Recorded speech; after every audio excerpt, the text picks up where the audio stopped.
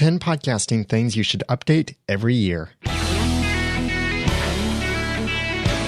Welcome to the Audacity to Podcast, episode 253.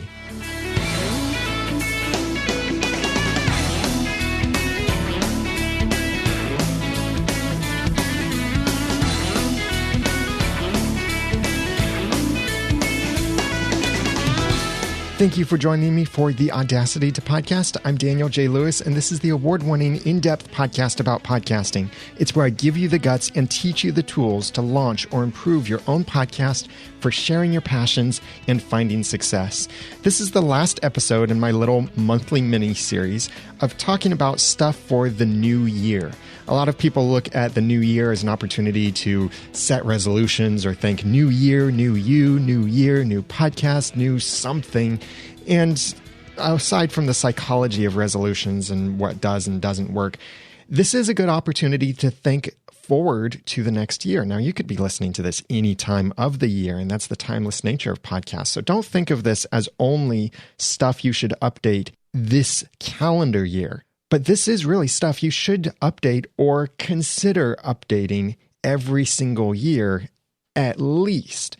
Many of these things updating maybe even more frequently or revising as you go along. So I have 10 podcasting things that I think you should update every year. And if you'd like to follow along in the show notes for this episode, then go to theaudacitytopodcast.com/update year. These 10 items are: number 1, update your podcasting goals, because you need to keep them updated. Number 2, update your software for many reasons I'll get into. Number 3, update your format. I'll explain what that means in a moment. Number 4, update your branding. That's your podcast cover art, your website design, your audio branding, and your video branding. Number 5, update your podcast information like descriptions, titles, subtitles, that kind of thing.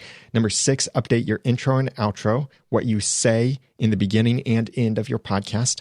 Number 7, update your calls to action, either focus down on one or revise how you give your call to action. Number 8, update your media kit, whether it be for sponsors or guests or just getting that information up to date. Number 9, update or create printed pieces that go along with your podcast, like business cards, flyers, and such. And number 10, update your subscribe and follow links to make sure they're still working and pointing to valid places. So let's go through this list in depth now, and you can follow along in those show notes for episode 253 at theaudacitytopodcast.com/update year. Number 1, update your podcasting goals. You do have goals for your podcast, right? I really hope you do. Even if your goals are simple or they're focused on the passion and not on the business, the money, anything like that, that's totally okay. You do not have to focus on making money from your podcast, but you should have certain goals for your podcast. And your goals could be as simple as have fun or put out great content week after week. It could be something like that, and that's okay. It doesn't have to be focused on a business or on money, but do focus on the profit. And profit means more than simply money. I have a great free webinar that is this week at the time of this publishing. It will be January 28th, 2015. I'll be doing it with the real Brian from ProfitCast, and we'll be talking about what podcasting profit really is. It's not only money. In fact, it could be things completely separate from money, and how to get profit for your podcast. I'm really looking forward to this webinar. It looks like it could be the most popular webinar that I've done, and I'm excited about it. If you aren't too late, then go over to podcasterssociety.com/webinar to register for that, or maybe catch the replay over there. After a short window of this webinar being available, it will then become exclusive to members of Podcaster Society. And I'll tell you more about the webinar and the society later on in this episode. But do think about the profit that you want to get from your podcast, whether that be money or opportunities or relationships or enjoyment, anything like that. And make sure that your podcasting goals align with that profit and you have a plan to reach those goals. Now, how are you doing with reaching those goals? Maybe you realize that the goals you've set were a bit too grandiose. and you need to bring them down to a more mortal human level for your podcast, or recognize what makes them more relevant. In fact, I've done an episode previously about making SMART, S-M-A-R-T, goals for your podcast. And SMART stands for specific, measurable, attainable, relevant, and time-based. You can listen to that episode, and I have a link to it in the show notes at theaudacitytopodcast.com/update year. But you may need to update the goals that you've been working toward. Maybe you need to get more specific with your goals. Instead of simply, I want to grow my audience, it's, I want to have this many downloads per episode by this date, measured by this particular statistic or platform or tool. There is no shame in changing directions either. If you realize that the goal that you've been working toward is the wrong goal for you. It could be that goal was to make money, and you realize your podcast isn't the kind of podcast that can make money, or you're just not good at marketing or anything like that, but you still want to do the podcast because you enjoy it. Well, then your goal shouldn't be to make money. Your goal should be something more relevant to what you're doing. So it's okay to change those directions if you realize you're in the wrong direction, or when you realize you've reached your goals. I was at a nonprofit organization. It was my dream job as a kid, and I got to be there and fulfill every dream and goal I had, except for one that came up along the way, so it's not necessarily a childhood dream. But I fulfilled all of my goals at that organization, and I was there for 10 years. And that's when I realized I'm not supposed to be here for the rest of my life because I've reached all of my goals. It's time to move on to something else, to a new direction that I saw God blessing in my life. And that was with this podcasting business, making solutions for podcasters. So I updated my goals and I completely changed directions. And I've been thrilled to see how God has been blessing that since then.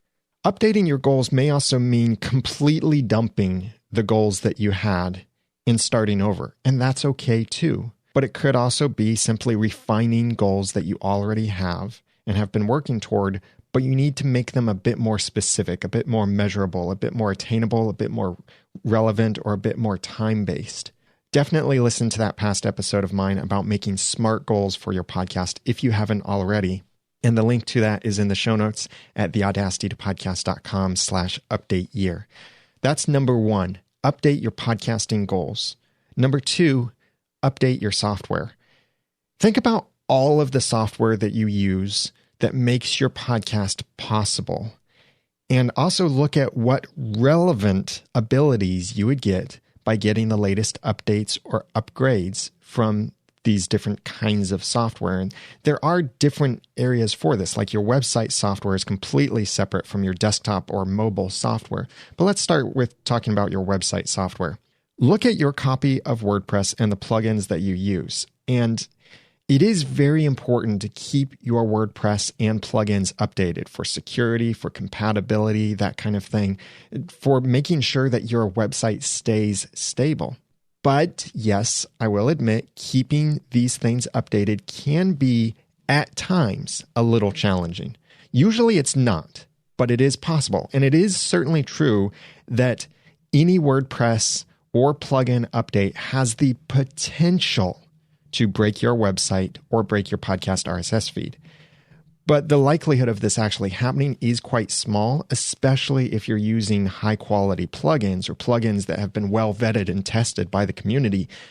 And because of this concern that an update could break things, or maybe there's a WordPress update and the plugins haven't updated to support that new version of WordPress, it is generally a good idea to wait a little bit before upgrading your software. That would be going from a 1.0 to a 2.0, or maybe going from something like a 1.2 to a 1.3. Updates are usually that third digit in the version number, like 1.2.1, 1.2.2. Those are small updates that contain smaller fixes, bug fixes. Those are important to update to as quickly as you can. But the bigger version number differences might need a little bit more waiting. Just don't wait too long. And if you have been waiting too long, then sometime this year, set aside some time to fully update your site, but make sure you back up first. And I recommend Backup Buddy as a plugin for backing up your WordPress website. I have a link to that in the show notes for this episode. But make sure you've backed up and then spend some time to update your theme, your plugins, your WordPress installation, and then test it to make sure everything still works. Check your podcast feed, check your website, check your individual posts, check other functionality that you've added with separate plugins. Spend that time to get your website completely updated to the latest versions this year, and then keep up with the minor updates after that. If a major update breaks the functionality of some other plugin on your website, then it might be time to find better alternatives for that plugin. I remember helping a client with a WordPress website a couple years ago, and the current version of WordPress at that time was something like 3.3, I think, or 3.5.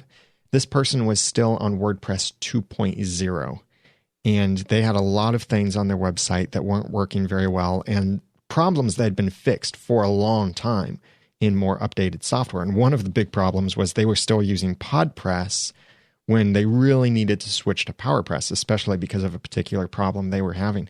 So it cost them a bit more, but we spent the time to go through, update their website completely to the newest version of WordPress, and switch them from dead plugins to more active working plugins, and everything then worked great after that, and even worked a little bit better after that. So look at how you can update your website software when you can, as frequently as you can, but if you've been holding off, make this the year you bring everything up to date as much as possible. Even if it means renewing some of those plugins that you've paid for, I think it would be worth it to get the most latest, best version to ensure that your website is as secure, stable, and fast as possible. Also, look at updating your desktop and mobile software. Adobe Audition, for example, now includes much better loudness normalization, and that was completely missing from older versions or wasn't that good in some of the more recent versions.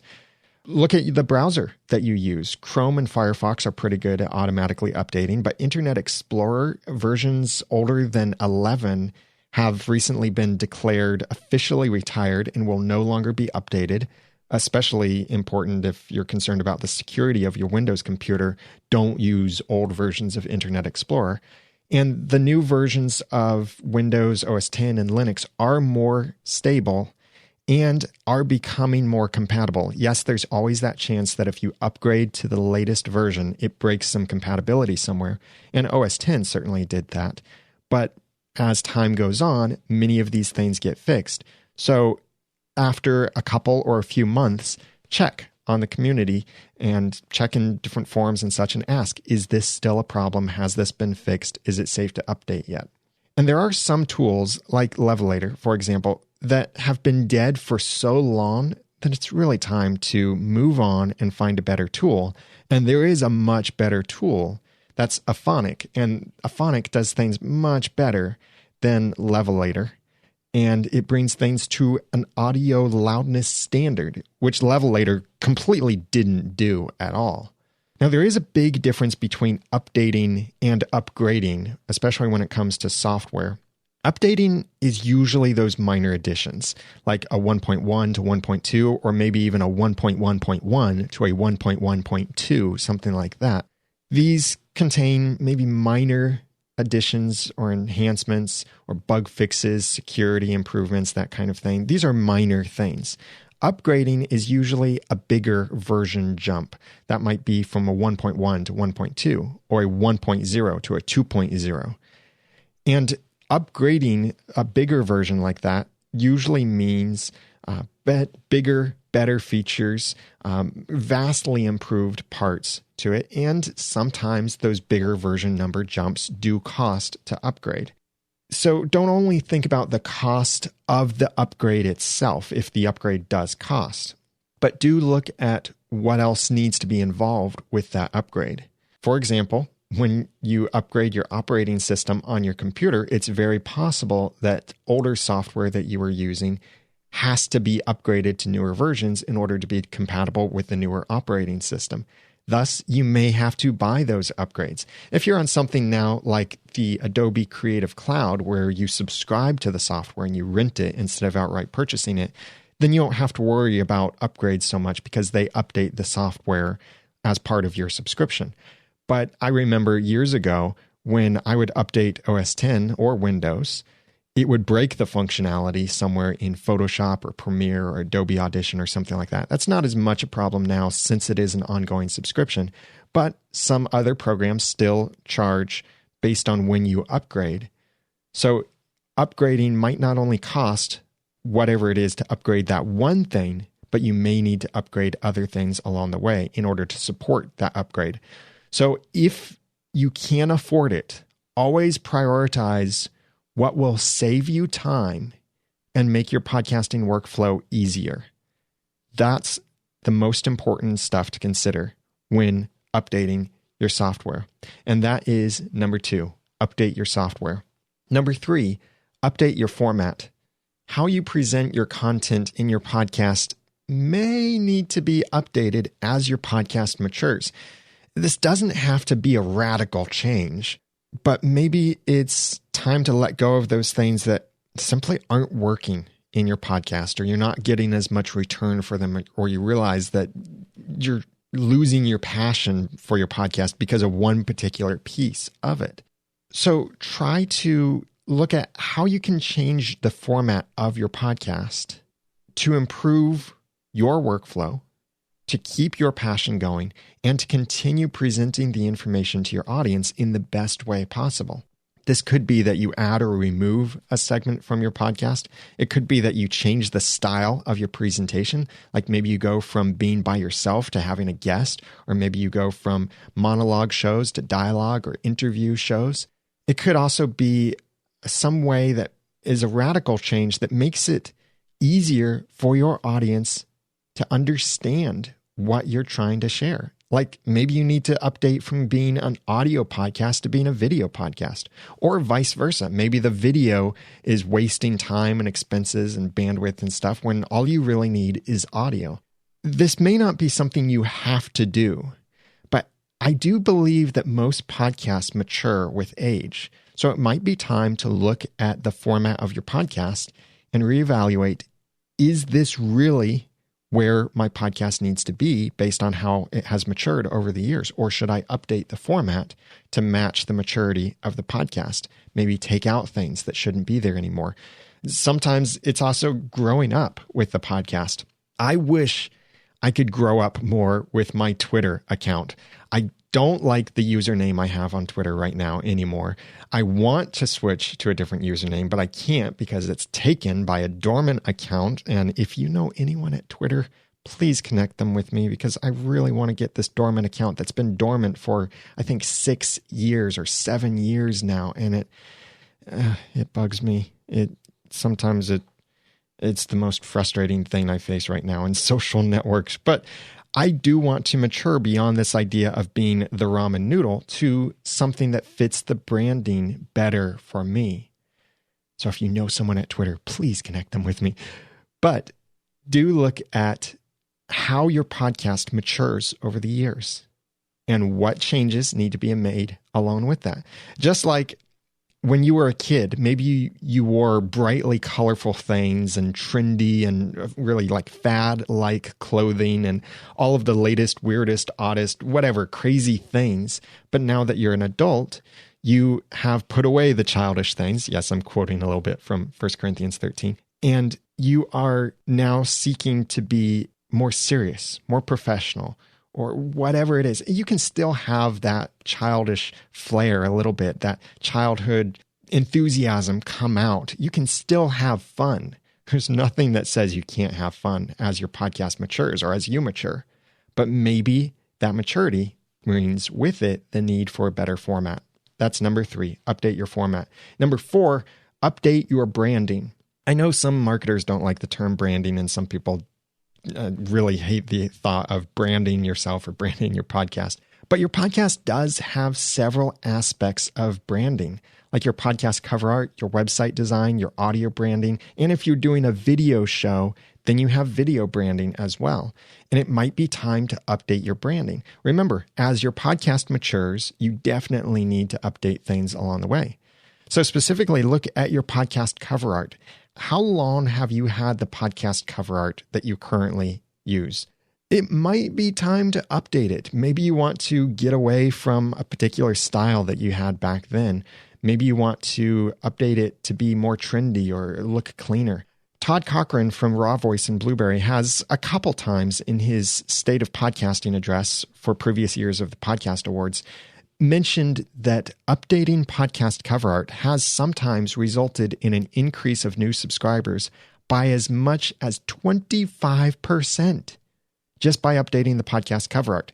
Now, there are certain things about that may be different today than they were back then, and several other considerations certainly, but consider maybe updating your podcast cover art. Don't update it only for the sake of updating, but maybe get a better design. Remove the cliches from your podcast cover art, like a microphone, a pair of headphones, an RSS icon, unless you're talking about microphones, headphones, or RSS. Then it's good to have those icons in there. But otherwise, if you simply have a podcast, it's probably not a good idea to have those cliche icons in the podcast cover art.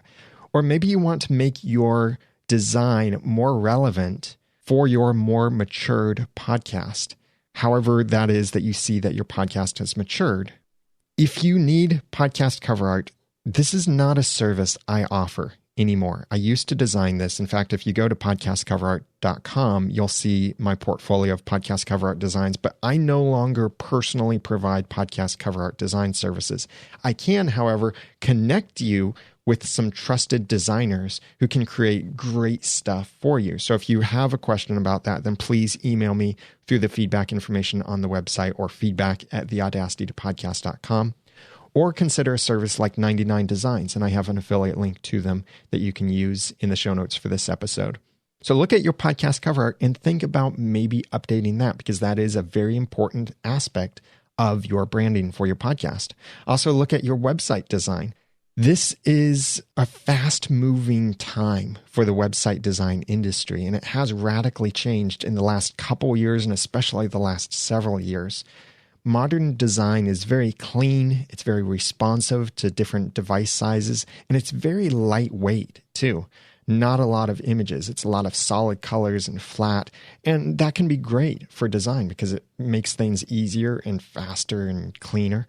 And if your website isn't already optimized for mobile devices, then you absolutely must update your site.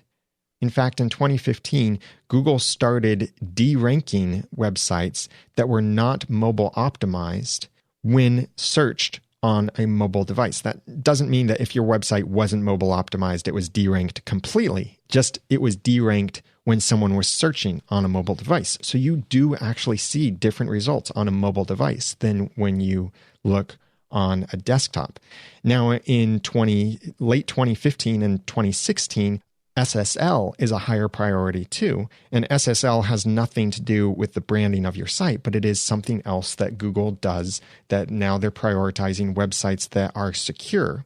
So you need to look at these things and make sure that your website is up to date with this, and especially your website design. Even if you have a mobile-friendly, mobile-optimized site and you have SSL and you're meeting all of the other updates for Google and all of that kind of stuff, it might be time to redesign your site to make it match the branding of the rest of your podcast, or even to improve the usability of your site. As I say, visit website, press play. Make it that easy for people. And your website design is a huge part of what makes it that easy. If you're looking for some WordPress themes for podcasters, my favorites are Appendipity, StudioPress, and Elegant Themes. And I have links to all of those in the show notes for this episode at theaudacitytopodcast.com/update-year. Besides the visual aspect of your podcast, your website design, and your podcast cover art, also think about the audible aspect, your audio branding. This is not only the music that you use for your podcast, but as a side note, maybe it is time to update your music, especially if you're using copyrighted music and you don't have permission to use it. Update immediately and switch to something that you do have the license to use. But consider everything about your podcast's audio identity. What is it that makes your podcast sound different from other podcasts. So how is it that you start and end each episode? How do you segue between topics or segments? This is more than the words you say, but it's how you present this information, the mood that's set by your audio branding, and what makes your show memorable and unique. So this could be a professional intro or outro, professional bumpers. It could be music. It could be any of that or many other pieces to that. My favorite way to update audio branding and that can make your podcast more unique or stand out is to put something unique before your theme music, something unique to every single episode. Like with the Audacity to Podcast, I usually start with the title of the episode or something about that episode that's a tease for what's coming in the episode. And that's instead of saying the Audacity to Podcast episode 253 and then intro music, because that's not unique. That would be the same words. It's just the number changes by one in each episode. But instead, I give you the title so that you know right away what you're getting into before the intro music. And that is part of the audio branding. And that can be something that's really easy for you to do with your podcast. Give that little tease before the rest of your audio branding resumes. If you have a video podcast, also look at your video branding.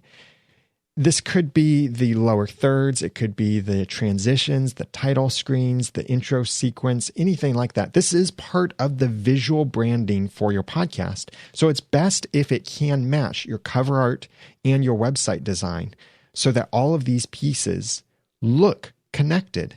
So consider redesigning this if you are redesigning other things or making it all match up as much as you can. Depending on where you host your videos, you may not be able to update your older videos, and that's fine. You don't have to worry about that. You could simply start with today and all future episodes having the new audio and video branding to them. That's number 4, update your branding. Number 5, update your podcast information. Look at all of the text about your podcast and connected with your podcast, your descriptions, your tagline or subtitle, and your about page. Do they still accurately describe your podcast? If not, then you should definitely update those things. Especially look at your description in iTunes and your about page on your website. Update them so that they do describe your podcast. Or have you maybe stuffed your iTunes description with keywords thinking that would help you with search engine optimization in iTunes? And sorry, no, it doesn't. Your descriptions do not matter at all to your podcast search engine optimization in iTunes. They may for Google Play Music when that opens up and has the podcast directory in it. But right now, your iTunes descriptions don't matter at all. And that's something I cover in a lot more detail in my SEO for Podcasters course. And I do talk about what fields do matter and if you want to make your podcast found, how to get it found and grow your audience that way. But because maturity usually comes with time, it's also possible that the longer you've been podcasting, the more your podcast has matured and maybe the approach that you're taking to the content or the content that you're addressing, the topics, that kind of thing, changes as you go along. So you need to change your descriptions too. I remember a couple years after I was married, someone pointed out to me, "Hey, Daniel, did you know that such and such about page still says you're a bachelor? And you've been married for a couple years now, right?" So I had to quickly go and change that stuff. And it's okay if stuff about your podcast changes. You may just know how to better explain your podcast. Maybe you've gotten better at thinking about what's your elevator pitch, as they call it. What's that short description of your podcast? Or what is that compelling way you can convince someone to subscribe to your podcast or that makes your podcast sound more interesting and make your podcast descriptions and other information about your podcast match up with that? As well, there are other pieces of information to update along with your podcast. It's not only those descriptions, but maybe your author tags. Maybe it was you and a co-host before, but now it's only you. Or maybe you switched co-hosts, or maybe now you have a co-host. Make sure that author tag matches. Also look at your copyright information to make sure that if there's a date in your copyright field, then update that date to include the latest episode. So it might be the copyright symbol 2010-2016 to update it to say the stuff is copyrighted between the years 2010 and 2016, or whatever method works best for you and that fits best. And I definitely recommend that you look at a lawyer's recommendations for how you should write that copyright information. But look at everything about your podcast. Certainly the email address associated with your podcast, ensure that is up to date. Look at all of your podcast information in your RSS feed and update what needs to be updated. That's number 5. Number 6, update your intro and outro. This is similar to your written descriptions for your podcast and for your individual episodes, but it may be time to update that spoken opening and closing of your podcast. This is how you let people know what your podcast is about at the beginning of each episode, and it's also the last words that you say as you close your podcast. If you don't have some kind of intro and outro, maybe now is a great time to make one for yourself. And it might be something you write down and then you memorize, but I don't recommend that you read it every time because it will sound like you're reading it. And your intro and your outro should be the times that you have the most energy in your podcast because they're the portions of your podcast that make the greatest impact. Your intro is what gets people interested in the podcast. Your outro is what leaves them with something memorable and that lasting impression of your podcast. It's just like in fairy tales. You know the opening and closing lines of fairy tales. The opening line is usually once upon a time, and the closing line is usually, and they lived happily ever after. We know those intro and outro lines, and you can pretty much stuff anything in between, and it will sound like a fairy tale as long as it starts with once upon a time and ends with, and they lived happily ever after. The Audacity to Podcast has gone through many transformations in the years as well. For example, I no longer reference Audacity, the software program, in my intro, and it's no longer as deeply integrated into my branding as when I first launched. I also don't refer to that quaint POD or pod that I used to back in the beginning, and pod back then stood for passion, organization, and dialogue. And as you're working on updating your intro and outro, make sure that you're not repeating anything that shouldn't be repeated. If you get some professional audio branding, then you might hear in the professional audio branding, it would say something like, "Welcome to the Audacity to Podcast, the award-winning in-depth podcast about podcasting, helping you to launch or improve your own podcast for sharing your passions and finding success." And then I come in and I say, "Hi, I'm Daniel J. Lewis. Thanks for joining me for the Audacity to Podcast. This is where I help you launch or improve your own podcast for sharing your passions and finding success."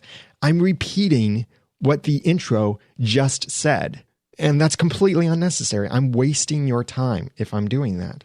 So make sure you're not repeating that stuff. It could be in your outro too.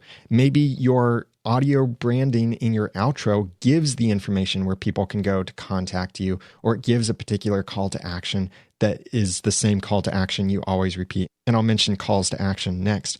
But make sure you're not repeating it unnecessarily. It is okay to repeat certain things throughout an episode, but right after someone heard it, it doesn't need to be repeated then. Number 6, update your intro and outro. And then number 7, update your calls to action. How long have you been asking your audience to do a particular thing? For example, you might be asking them to subscribe, to rate and review your podcast, to join your email list, to visit your sponsor, or to buy something from you, to send feedback, to follow you on social networks, to visit the show notes. And that's just some of the calls to action we often share, or I say really dump in our podcast, asking people, "Hey, do all of these things, please." First, I recommend that you reevaluate which action is really the most important action to you and the easiest for your audience. If you've been giving multiple calls to action, try narrowing it down to a single strong call to action, and that's something that you can repeat throughout the episode.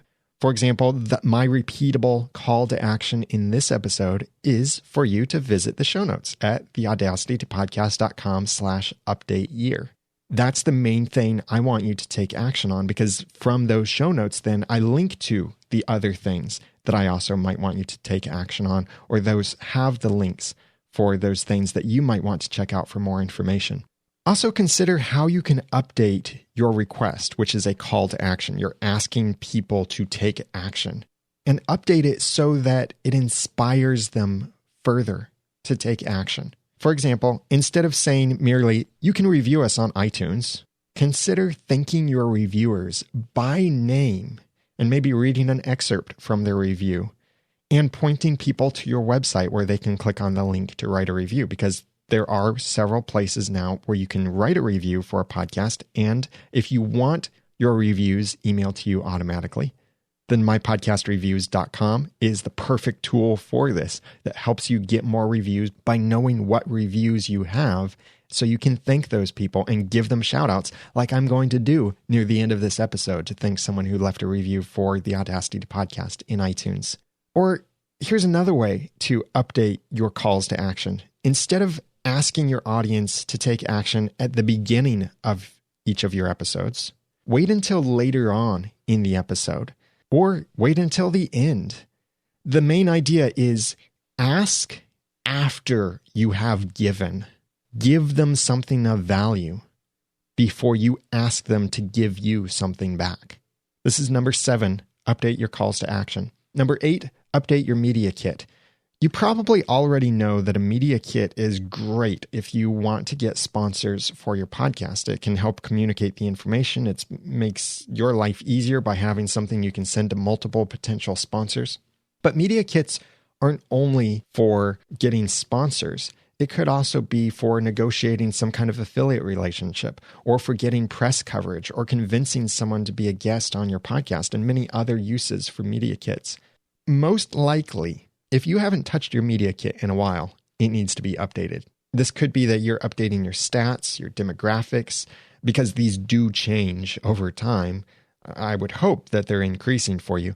But these kinds of changes might change other things too, like your advertising rates. If you have a flat rate for your podcast and your audience is now twice the size of what it used to be, maybe it's time to increase that flat rate. Or if you're doing CPM or per episode, or any kind of payment method you're doing, or anything like that, it could be time to update that, maybe to meet industry standards, or because you think your audience is much more valuable, or your time is much more valuable, and you don't want to inconvenience your audience as much by including a sponsor in your podcast. So you charge more because your time and your audience are more valuable now than they were a year or more ago.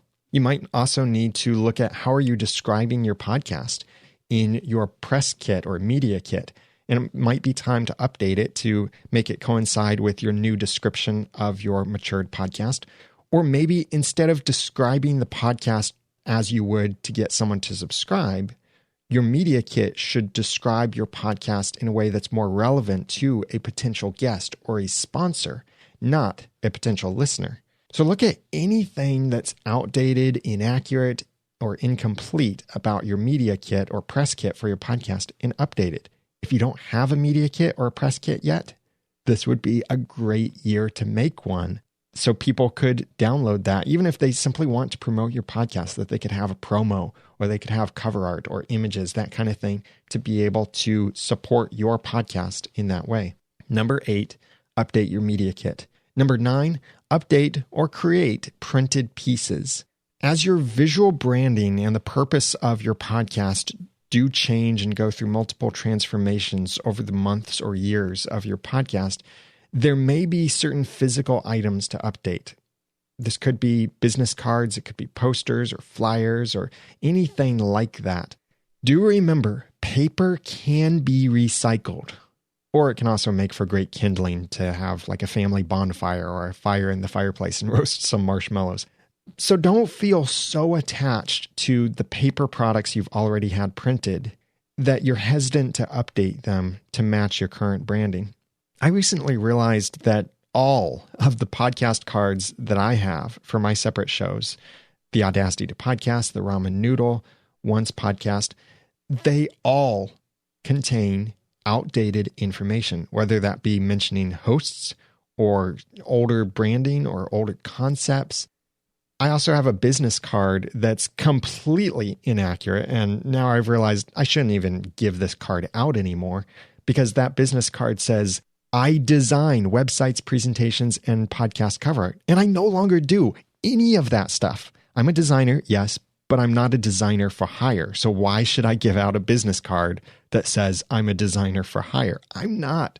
So I will be updating my printed pieces for all of my podcasts this year, ensuring that it's the right contact information, ensuring that it's the right description of the podcast, the right information about me and what I offer. And I'm also going to try and make it a bit more timeless as well. So I don't have to worry about updating it next year if maybe I switch co-hosts or if something else minor changes about the podcast.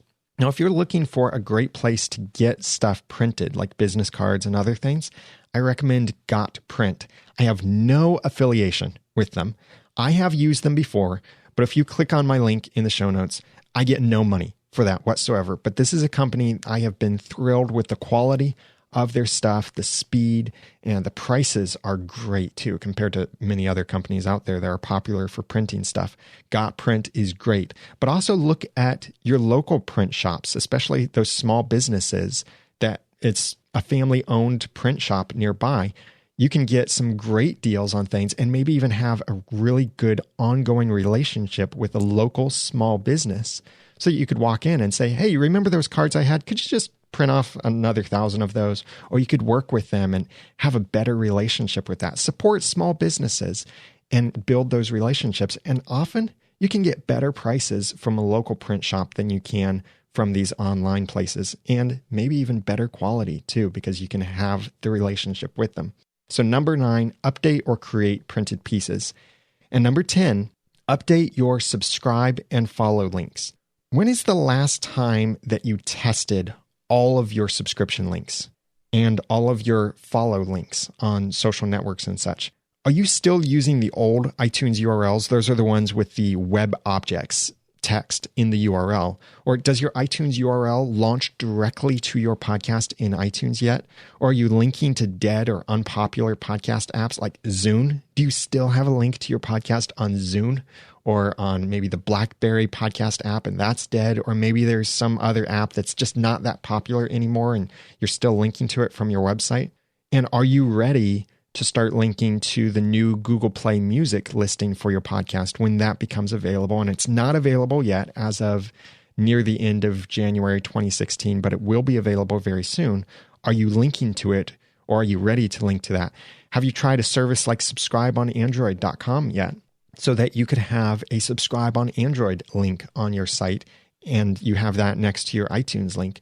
Or are you linking to social network profiles that you no longer update? Have you posted anything to Instagram or Facebook or whatever random social network that is that you're linking to on your website? Does it even matter to you anymore? Should you still be linking to that, or should you update these links? I do have a WordPress plugin designed to help you do this kind of thing. It's social subscribe and follow icons. It's a plugin, a premium plugin for WordPress. And I have a link to that in the show notes for this episode at theaudacitytopodcast.com/update year. This plugin contains the most popular apps and social and directory icons that you would want for your blog or your podcast, so that you could put these on your website and be ready to add the Google link or an Android link or anything like that. And I add new networks by request from the users of that plugin. So you can check that out. I have a link in the show notes for this episode. And that is 10, update your subscribe and follow links. Once again, these 10 podcasting things you should update every year are: 1, update your podcasting goals. 2, update your software. 3, update your format. 4, update your branding. 5, update your podcast information. 6, update your intro and outro. 7, update your calls to action. 8, update your media kit. 9, update or create printed pieces. And 10, update your subscribe and follow links. I'd love to know from you, what else do you frequently update for your podcast that's a regular thing that you make sure that you update this either annually or monthly or every couple of years? What is that thing to you? And have you considered updating these 10 things that I listed? Please comment on the show notes at theaudacitytopodcast.com/update year. That's also where you can go to get the notes that I mentioned, get the links that I mentioned to these different sources and services and plugins and themes and that kind of stuff. It's all there in the show notes at theaudacitytopodcast.com/update year. I want to thank Al Design from the United Kingdom, who left a kind review for me in iTunes. He said, "So many tips. Daniel is an expert, clear and concise. His episodes break down everything you need to know about podcasting, tips for beginners and pros alike. The archive is well worth going through and digging out an episode relevant to you." Thank you very much, Al Design from the United Kingdom, for that kind review. It really encourages me, and it does help other people find the podcast too. And I really appreciate that. If you would like to write a review for the Audacity to Podcast, then the link for that is on the website at theaudacitytopodcast.com, and I would really appreciate that. Or you can get your own podcast reviews emailed to you automatically with mypodcastreviews.com. This coming Thursday, January 28th, 2016, I'll be doing a free webinar with the real Brian from ProfitCast. We'll be talking all about what podcasting profit is and how to get it. I'm really excited about this webinar, and it's so much more than money. So don't think this is only going to be about, oh, you must monetize your podcast and make money and profit and all of that. No, it's all about profit and what does profit mean. I'm really looking forward to this. It will be a free webinar available to the public, and the replay will be available shortly after, but only for a limited time, because after that, it becomes exclusive to my elite podcasting community, Podcaster Society. So register for that at podcastersociety.com/webinar, and we would love to see you inside that webinar. That's at podcastersociety.com/webinar. Now that I've given you some of the guts and taught you some of the tools, it's time for you to go launch or improve your own podcast for sharing your passions and finding success. I'm Daniel J. Lewis from theaudacitytopodcast.com. Thanks for listening.